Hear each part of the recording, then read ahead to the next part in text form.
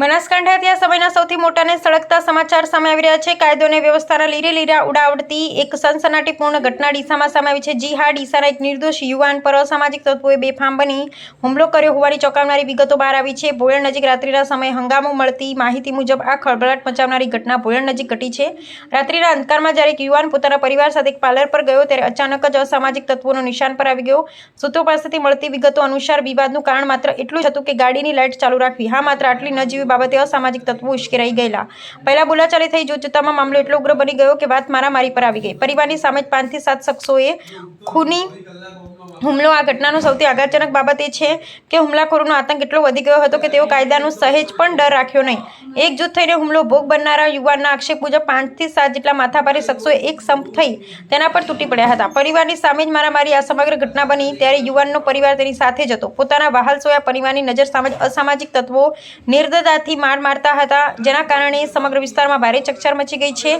સ્થાનિકોમાં ફફડાટ વ્યાપી ગયો છે. જોકે આ મામલે હવે કાયદાનો સીજોગો કસાવા જઈ રહ્યો છે. ભોગ બનનારા નીડર યુવાનોએ સીધા ડીસા તાલુકા પોલીસ મથકે પહોંચીને આ તમામ વિરુદ્ધ નામજોગ ફરિયાદ નોંધાવી દીધી છે. પોલીસે આ મામલાને અત્યંત ગંભીરતાથી લીધો છે.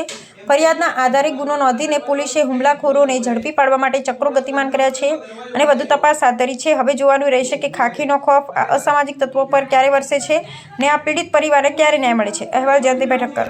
ઓકે, રાત્રે શું ઘટના બની હતી? કેમ તમને હુમલો તમારા ઉપર થયો?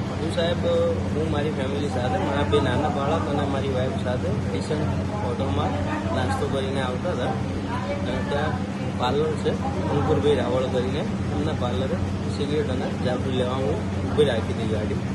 એ ગાડી લઈ અને હું એ જગ્યાએથી સિગરેટ જાફરી લઈ અને નીકળ્યો. હું જેવો પાછળથી એક વ્યક્તિની ગાડી આવી અને એના મને મા બહેનની ગાળ બોલી અને કીધું કે દેખતો નહીં, સાઈડ લાઇટ આ બતાવું તો.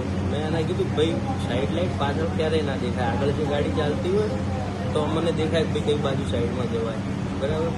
એ મને કે તું મને ઓળખે, હું કોણ હોઉં, બરાબર. તો મેં તો ભાઈ મારે તારા અંગત પરિચય કોઈ રાખવો નહીં, મારી ફેમિલી સાથે તું જતો રહે, બરાબર. ત્યારબાદ એ વ્યક્તિ સીધો મારી ગાડીની આગળ દબાઈ અને સીધો ઉતરીને મને મારવા આવ્યો.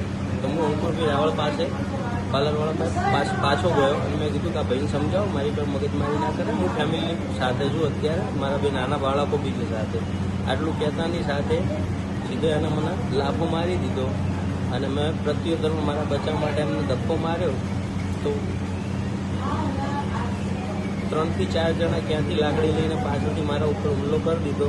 અને આ કાળુભાઈને આ બધા એક કાળુભા કરીને કોઈ ભાઈ છે, એ વ્યક્તિએ જેને મારા સાથે બબાલ કરી હતી અને એમનો જે બીજો જે મિત્ર સાથી હશે એમનું નામ કીટુભાઈ કરીને છે, કીટુભા કરીને, અને કીટુભાનો એક બાળક છે 15-16 વર્ષના. બધા સાથે મળી અને લાકડી અને હથિયારો વડે મારા માથા ઉપર, પગ ઉપર, પાછળ બધે હુમલો કરવા લાગ્યો.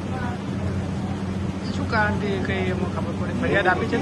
મેં ફરિયાદ આપી સાહેબ, મેં કાલ રાતે જ ફરિયાદ આપી દીધી હતી, કારણ કે મારી નાની બેબીને બધા ડરી ગયા છે, મારા વાઈફને બધા. એમને જીવનમાં આવું વિચાર્યું બી નહોતું કે આવું ગુંડાગર્દી ડીસા જેવા શહેરમાં ચાલી રહી છે પોલીસના સાથે, આટલું કડક કાયદા હોવા છતાં.